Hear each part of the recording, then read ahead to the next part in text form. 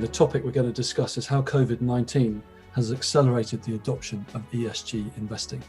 Along with the sort of, questions on how they're managing their balance sheets and the actual sort of, if the financial stability of the companies, a lot of the questions from, our analysts and PMs to these companies who they've known these management teams for a very long time, has been around how, resilient they've been. And I think what's been very clear during this pandemic is sort of brought quality management teams really into the spotlight, and those companies have fared pretty well through this.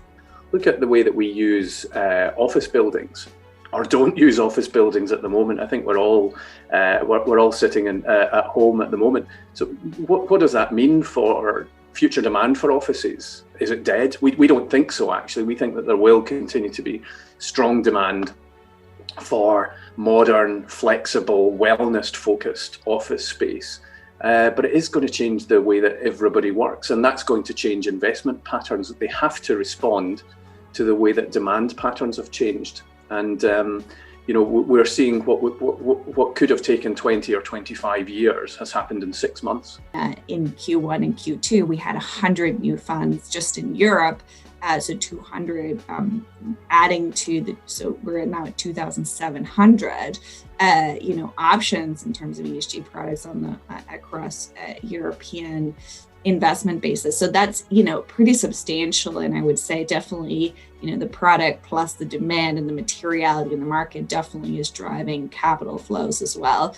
But I don't think it's one or the other. I think they go hand in hand. It's been fascinating just watching this kind of real focus on, a lot of pre-existing issues in society that have been brought up through COVID. And then it's, companies you've seen responding as well as their sort of corporate statements to things in response to, the death of George Floyd, Black Lives Matter, inequality, frontline workers. It's been a very interesting period to see, and I imagine there will be more capital flows driving that, but also responses from government, particularly as we sort of try to rebuild our economies after the pandemic.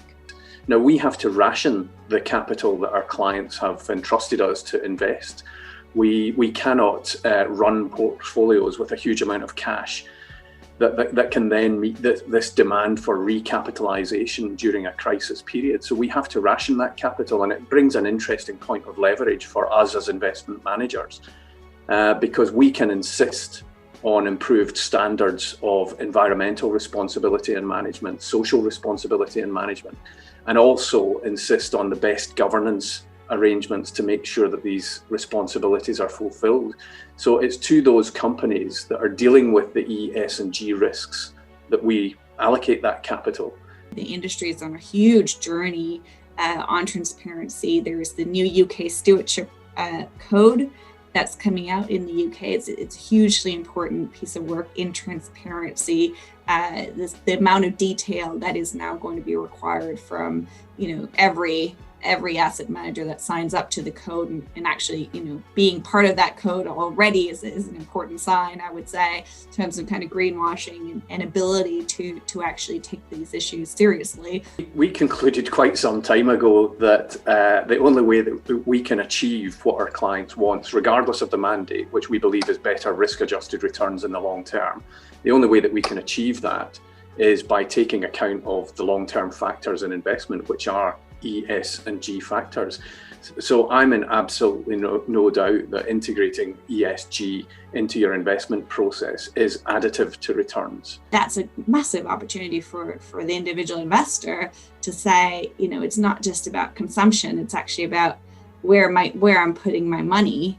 And there are some stats showing that you can have 27 times higher impact through your investments in terms of reducing carbon footprints than you can have through, your recycling or driving an electric car as an individual. So I do think the power of financial solutions is an incredible opportunity for climate change. Particularly for advisors as well, there's going to be a generational shift of wealth over the next couple of years, and I think certain generations, the mindset, particularly there's been a lot of studies done on millennials, who will be the next they're inheriting wealth from parents, families, this generation really do care about these things. Obviously, investment returns are important, but I think for them, the sort of ESG factors of what they're putting their money into will be very important. So I don't think it's going to go away.